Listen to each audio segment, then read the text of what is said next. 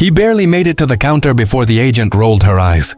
"Sir, this lounge is for paying passengers," she said loudly, staring at his worn uniform and the limp in his step. People nearby snickered. One man whispered, "He's just trying to get a free meal." Sergeant Daniel Reed didn't respond. 14 years in the US Army had taught him how to take hits far worse than mocking looks. But today, his legs shook as he stood there, exhausted from a long VA evaluation. The agent snapped again. "You're not allowed in here. Please step aside." Her voice was sharp, loud, meant to embarrass him. Daniel quietly held up his boarding pass, first class. Paid with the last of his savings, but she didn't even glance at it. "Oh, please," she scoffed. "Stolen or gifted by some charity. We don't entertain fake heroes." People around him murmured. Phones lifted. Someone whispered, "This is going viral." Daniel didn't move. He had survived gunfire, explosions, nights soaked in fear. But humiliation, that still hit like shrapnel. 3 months earlier, an IED blast ripped through his convoy overseas. Shrapnel tore into his leg, leaving him with permanent nerve damage. He returned home quietly, volunteering at shelters, trying to rebuild his life. But the world rarely looked past the limp. "Security!" the agent barked. 2 guards grabbed Daniel's backpack and shoved him back toward the terminal.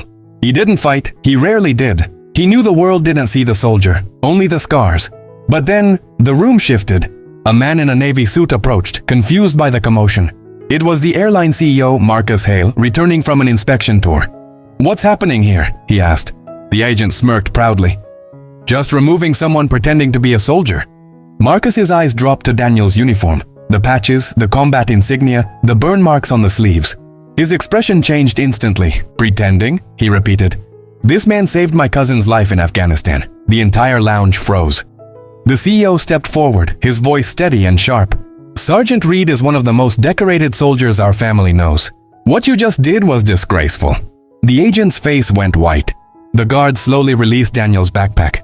"Not only is he allowed in the lounge," Marcus said, "he's my personal guest today." Whispers filled the room. Someone lowered their phone. A child nearby whispered to his mom, "He's a real soldier." Marcus guided Daniel inside, apologizing quietly. "Heroes shouldn't be humiliated," he said. Daniel nodded, saying nothing. He had learned that dignity speaks louder than anger. Minutes later, the agent was escorted to HR. Public apology, mandatory veteran training, and a statement from the airline honoring Daniel's service. For the first time in months, he breathed a little easier. Not because of the lounge, but because someone finally saw him. Not the limp, not the scars. The soldier.